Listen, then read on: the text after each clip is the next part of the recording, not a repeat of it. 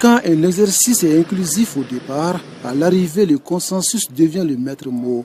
Une évidence pour le gouvernement qui adopte cette démarche autour des réformes politiques et institutionnelles. Le nouveau cadre de concertation nationale se veut donc plus inclusif et participatif. Outre la classe politique, il est désormais élargi à la société civile et au mouvement signataire de l'accord pour la paix et la réconciliation. Première réunion du nouvel organe aux allures d'un exercice explicatif. Le président de la République, son Excellence Ibrahim Boubacar Keïta, a instruit au gouvernement d'entamer un ensemble de réformes politiques et institutionnelles dans un cadre inclusif, associant sur des critères vérifiables et objectifs l'ensemble de la classe politique et l'ensemble des organisations de la société civile. L'autre précision de taille, le nouveau cadre de concertation se tient en deux phases, politique et technique. Et dans les différentes instances, toutes les sensibilités sont représentées, gouvernement, partis politiques, mouvements signataires de l'accord et société civile. Une synergie d'action au seul service de la paix et de la stabilité au Mali. La session politique aura pour mission essentielle de donner des directives à la formation technique et de valider les décisions de celle-ci. Et toutes les décisions qui auront été validées seront considérées comme éléments probants de la participation de la classe politique à telle ou telle initiative du gouvernement. Bien entendu, l'itérativité de ce processus ne doit pas nous faire oublier que dans les réformes que nous devons entreprendre, le temps restera notre principal ennemi parce qu'on n'en a pas beaucoup. La majorité présidentielle salue la création du nouveau cadre de concertation nationale. Un effort supplémentaire, dit-elle, pour apaiser le climat politique et social du pays.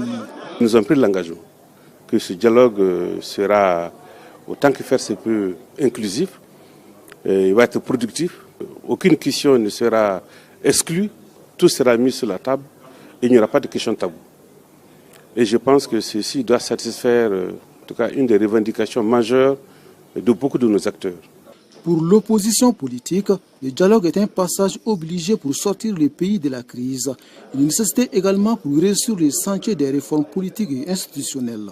Allons à un dialogue politique de haut niveau qui va discuter de tous les problèmes cruciaux de notre pays à l'heure actuelle, de toutes les facettes de la crise multidimensionnelle que nous rencontrons depuis 2012. Et à l'issue de ces dialogues-là, avoir une position qui va être soumise à un cadre de concertation comme celui-là. Pour les représentants des mouvements signataires de l'accord, le nouveau cadre de concertation nationale doit être celui du concret. Du concret pour faire bouger davantage les lignes et parvenir à des solutions consensuelles autour des défis du pays. Merci. Il est vraiment important que le président ait pris cette initiative de créer un cadre national dans lequel les Maliens peuvent débattre de leurs problèmes et créer les conditions idoines pour vraiment la mise en œuvre de l'accord qui passe par un dialogue national et une concertation de haut niveau. Nous voulons la paix dans ce pays. Cette paix-là passe par où? La main tendue du président. La paix passe aussi par là. Si cette main tendue n'est pas prise, je crois qu'on n'ira pas loin. Aller plus loin, c'est le désir des acteurs politiques et sociaux membres du nouveau cadre de concertation nationale. Ici, tous sont convaincus que le chemin de la paix passe d'abord par l'union et l'entente des Maliens.